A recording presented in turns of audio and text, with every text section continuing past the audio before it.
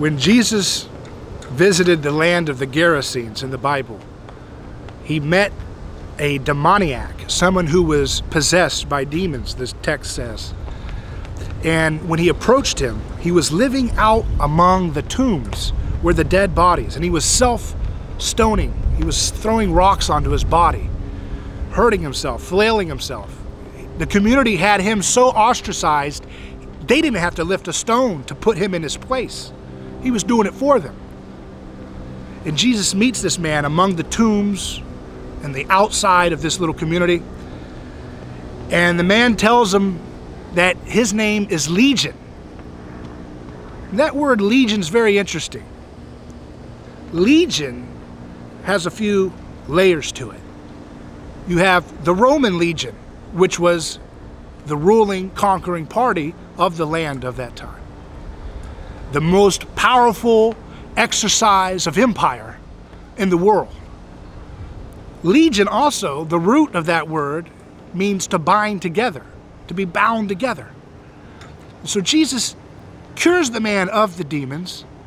The demons are cast into a herd of pigs, and then they fly off like a mad crowd, possessed with groupthink, into the sea off the cliff and drown.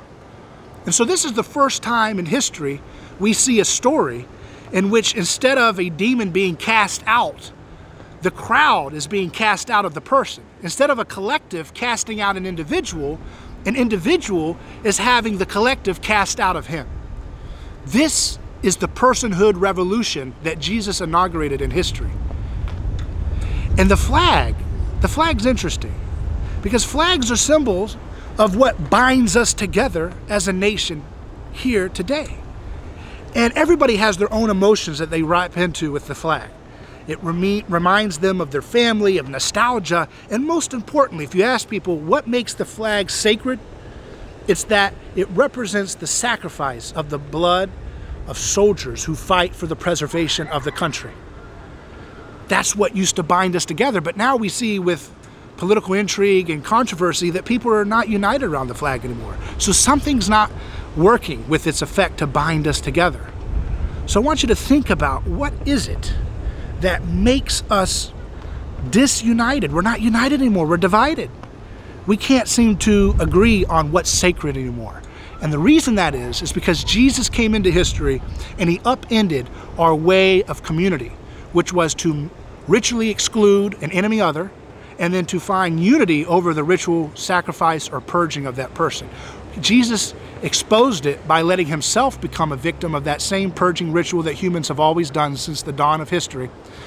And when they do it to him, he doesn't fight back with violence, and he doesn't admit guilt. And so because he doesn't admit, yeah, I'm the bad guy, the effect of the scapegoating doesn't work.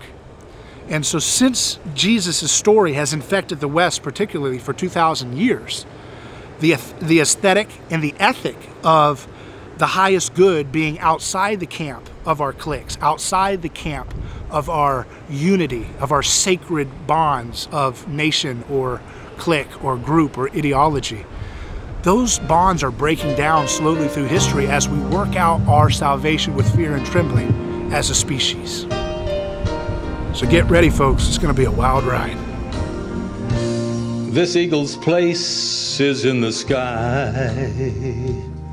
She's still got a lot of flying to do. You can see it in her eye, though she's cried a bit o'er what we've put her through.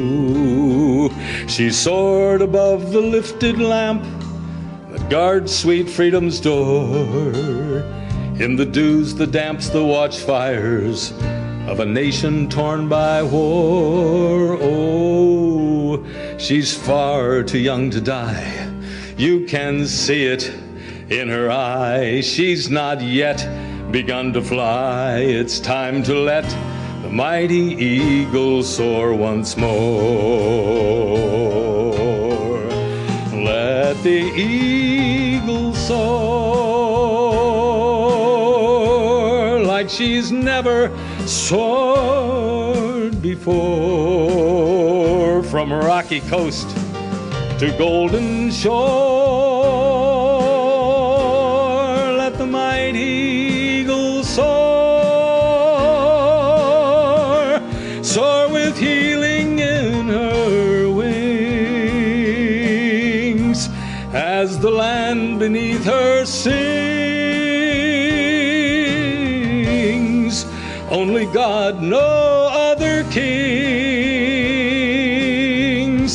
Let the mighty eagle soar.